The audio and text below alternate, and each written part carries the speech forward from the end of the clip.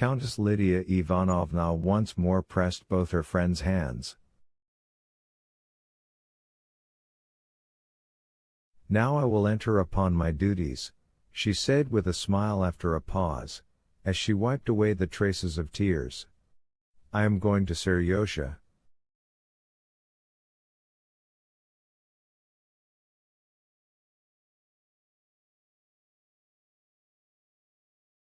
"Only in the last extremity shall I apply to you." And she got up and went out.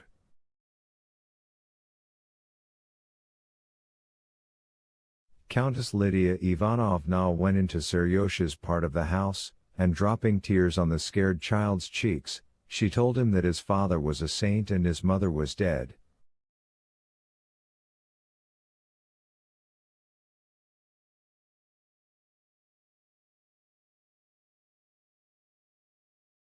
Countess Lydia Ivanovna kept her promise.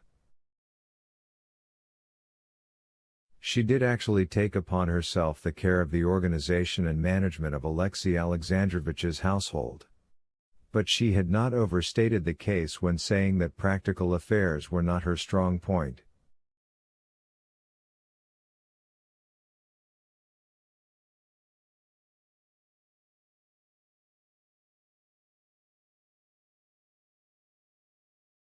All her arrangements had to be modified because they could not be carried out, and they were modified by Korny, Alexei Alexandrovich's valet, who, though no one was aware of the fact, now managed Karenin's household, and quietly and discreetly reported to his master while he was dressing all it was necessary for him to know.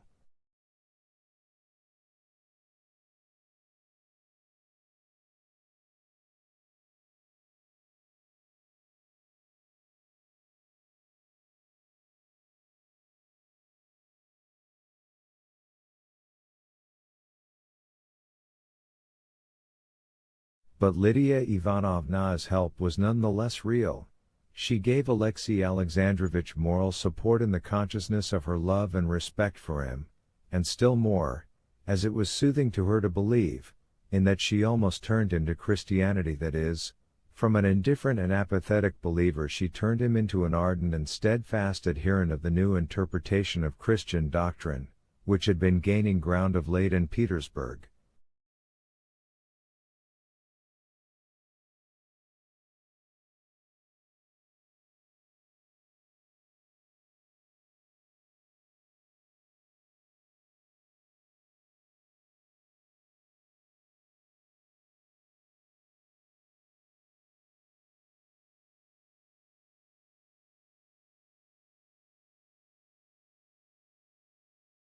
It was easy for Alexei Alexandrovich to believe in this teaching. Alexei Alexandrovich, like Lydia Ivanovna indeed, and others who shared their views, was completely devoid of vividness of imagination, that spiritual faculty and virtue of which the conceptions evoked by the imagination become so vivid that they must needs be in harmony with other conceptions, and with actual fact.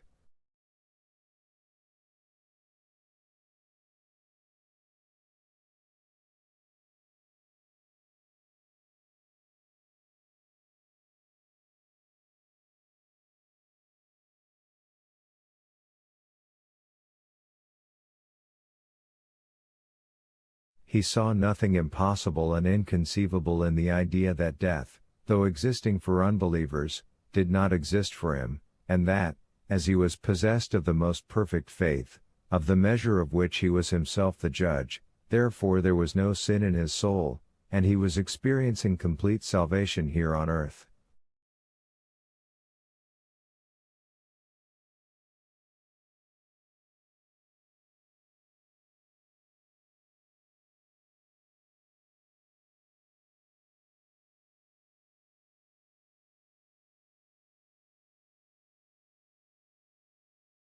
It is true that the erroneousness and shallowness of this conception of his faith was dimly perceptible to Alexei Alexandrovich, and he knew that when, without the slightest idea that his forgiveness was the action of a higher power, he had surrendered directly to the feeling of forgiveness, He had felt more happiness than now when he was thinking every instant that Christ was in his heart, and that in signing official papers he was doing his will. But for Alexey Alexandrovitch it was a necessity to think in that way. It was such a necessity for him in his humiliation to have some elevated standpoint, however imaginary, from which, looked down upon by all, he could look down on others, that he clung, as to his one salvation, to his delusion of salvation.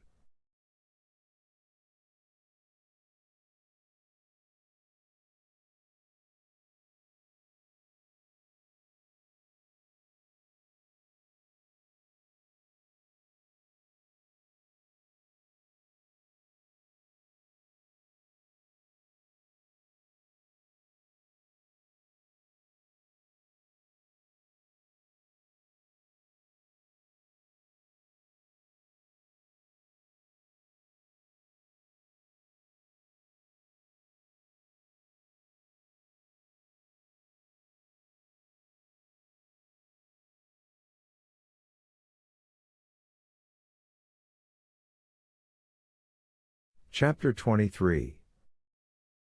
The Countess Lydia Ivanovna had, as a very young and sentimental girl, been married to a wealthy man of high rank, an extremely good-natured, jovial, and extremely dissipated rake.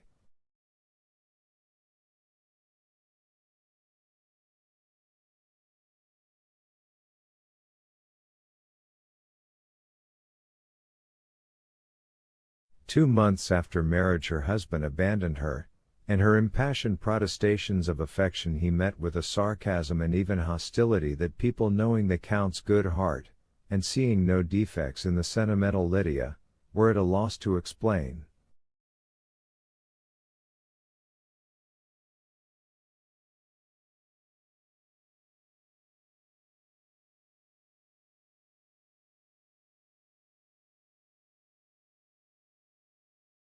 Though they were divorced and lived apart, yet whenever the husband met the wife, he invariably behaved to her with the same malignant irony, the cause of which was incomprehensible.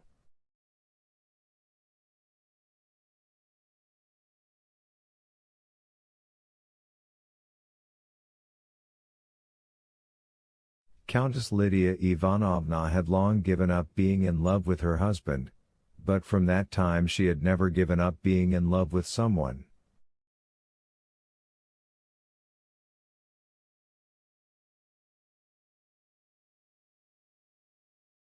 She was in love with several people at once, both men and women. She had been in love with almost everyone who had been particularly distinguished in any way.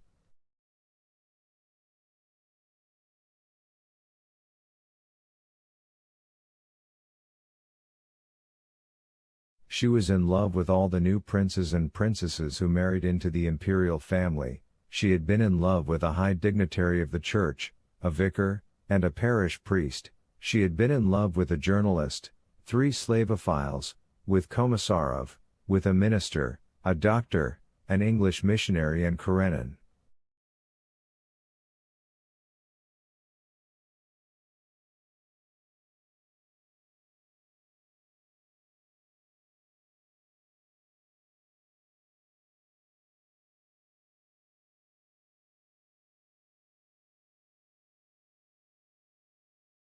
All these passions constantly waning or growing more ardent, did not prevent her from keeping up the most extended and complicated relations with the court and fashionable society.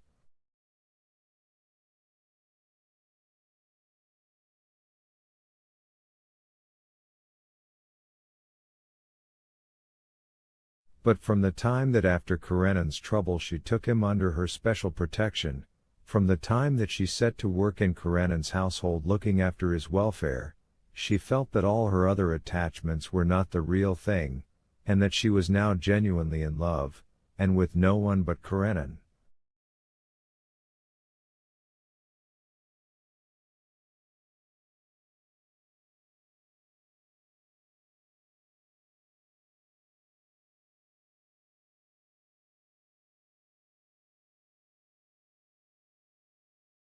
The feeling she now experienced for him seemed to her stronger than any of her former feelings.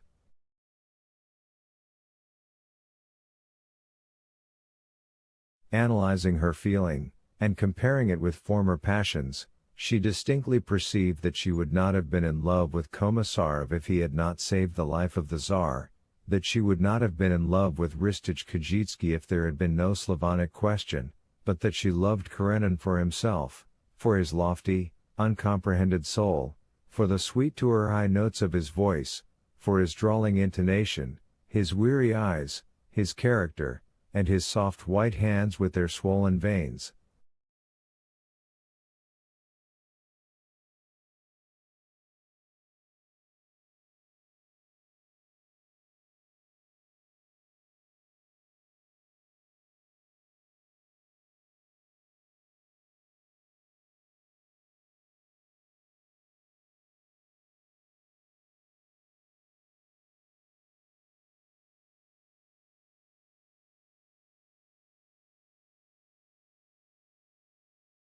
She was not simply overjoyed at meeting him, but she saw in his face signs of the impression she was making on him.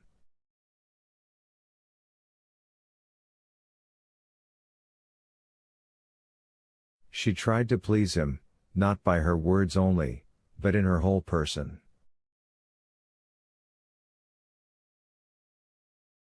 For his sake it was that she now lavished more care on her dress than before.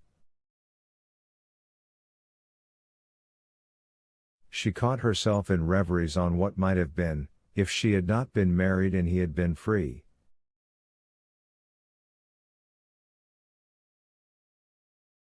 She blushed with emotion when he came into the room, she could not repress a smile of rapture when he said anything amiable to her.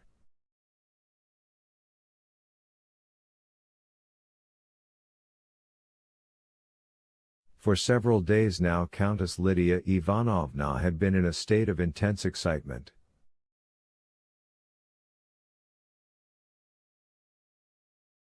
She had learned that Anna and Vronsky were in Petersburg. Alexei Alexandrovich must be saved from seeing her, he must be saved even from the torturing knowledge that that awful woman was in the same town with him, and that he might meet her any minute.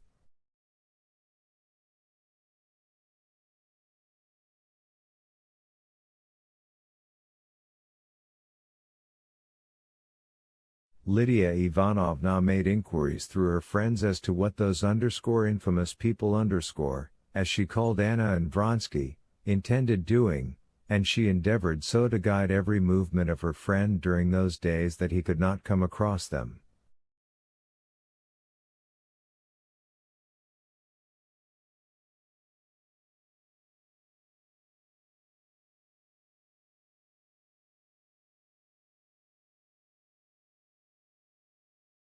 The young adjutant, an acquaintance of Vronsky, through whom she obtained her information, and who hoped through Countess Lydia Ivanovna to obtain a concession, told her that they had finished their business and were going away next day.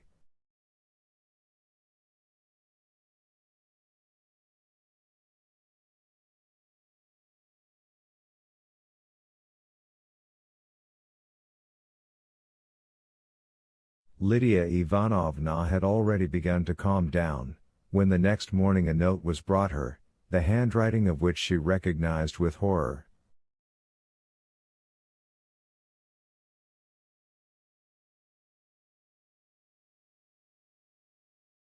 It was the handwriting of Anna Karenina.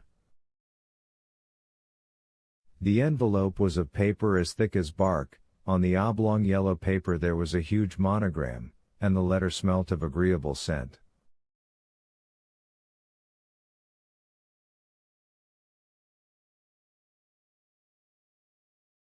Who brought it? A commissionaire from the hotel.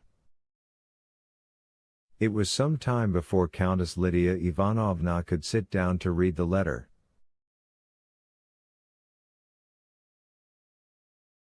Her excitement brought on an attack of asthma, to which she was subject. When she had recovered her composure, she read the following letter in French.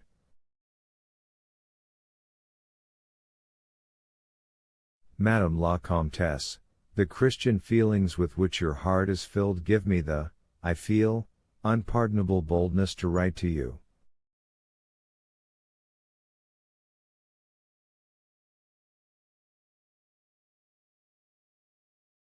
I am miserable at being separated from my son. I entreat permission to see him once before my departure.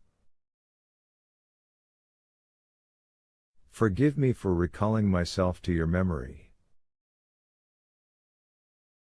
I apply to you and not to Alexei Alexandrovitch, simply because I do not wish to cause that generous man to suffer in remembering me.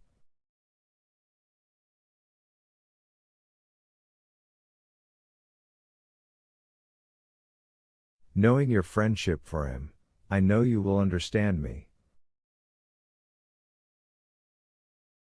Could you send Seryosha to me, or should I come to the house at some fixed hour, or will you let me know when and where I could see him away from home?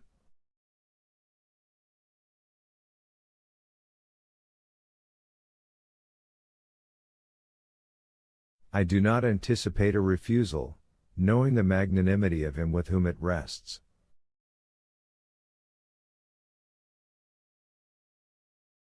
You cannot conceive the craving I have to see him, and so cannot conceive the gratitude your help will arouse in me.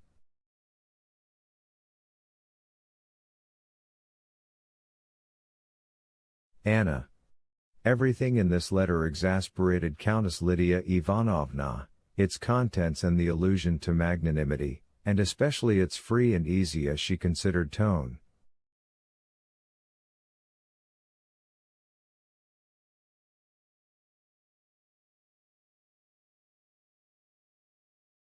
Say that there is no answer, said Countess Lydia Ivanovna, and immediately opening her blotting book, she wrote to Alexei Alexandrovitch that she hoped to see him at 1 o'clock at the levee.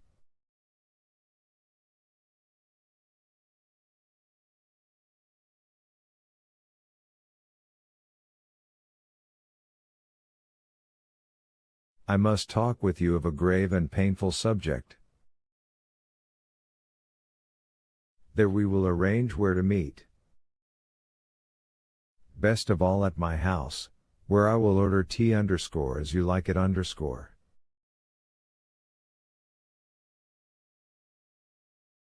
Urgent. He lays the cross, but he gives the strength to bear it, she added, so as to give him some slight preparation.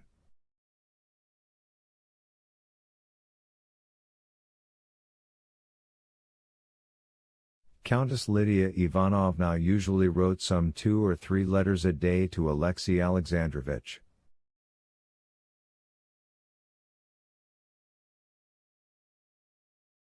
She enjoyed that form of communication, which gave opportunity for a refinement and air of mystery not afforded by their personal interviews.